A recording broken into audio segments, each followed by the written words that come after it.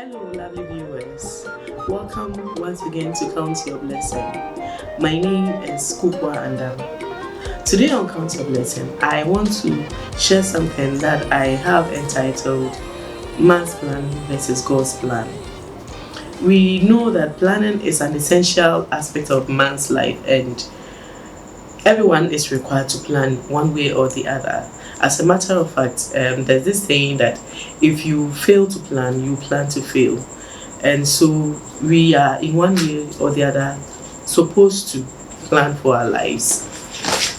Even if we decide not to plan for our lives, it's like nature and the society we live in influences us in a way to plan for our lives. For example, if you give birth to a baby, the baby won't remain a baby forever.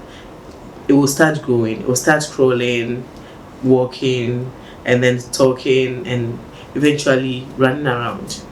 And each of these phases requires certain things. And what it means is that you have to plan for each of these phases, even the very dresses that they have to wear, the food they have to eat, and every other thing about them changes with a changing growth. And so you necessarily have to plan. And that is one way nature influences us in our planning. Society also influences our planning. For example, if you ever find maybe a 40-year-old person sitting on the mother's laps and the mother is feeding the person with a feeding bottle, I mean, it will look very, very weird. So it means that the society we live in expects that at a certain age you should be independent and be able to care for yourself. And so we know we need to plan. And it's the same, I think, for all these centuries that people plan their lives. So we take a look back at Ruth, and I think that she had also planned her life.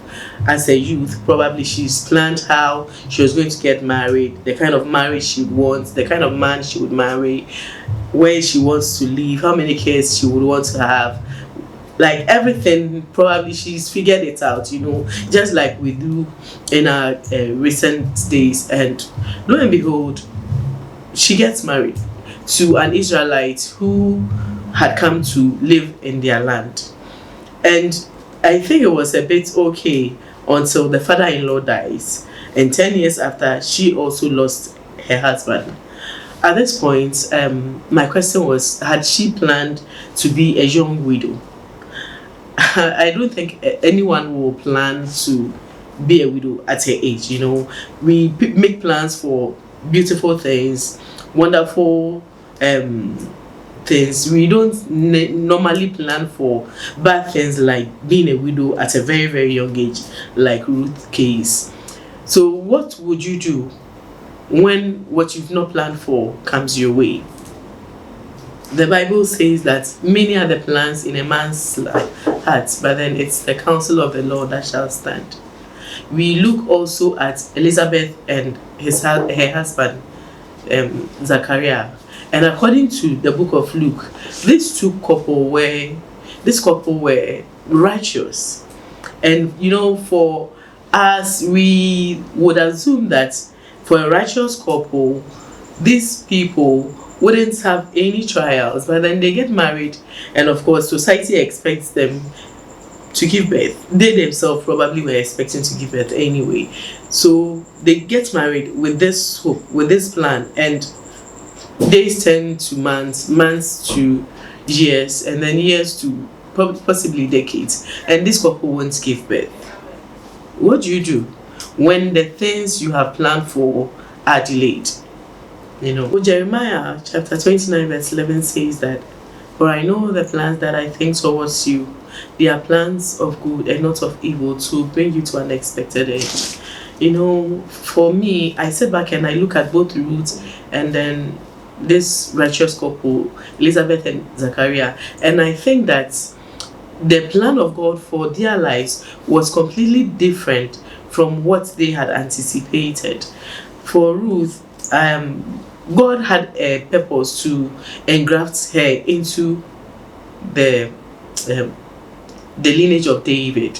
And how else would a Moabite girl who has never been to Israel come and then be engrafted into this lineage if she doesn't lose her Israelite husband? And then if she doesn't stick to her mother-in-law and decide to follow her through. For Elizabeth, we see that God had his plan for her and for the child who was supposed to be the forerunner of Jesus Christ. And so you see, sometimes in our lives, we are supposed to make plans, yes, but then we need to make room for the plan of God. When we are going through challenging and trials, we need to see the bigger picture. Sometimes we need to embrace certain trials and challenges that come our way, and by looking at the bigger picture.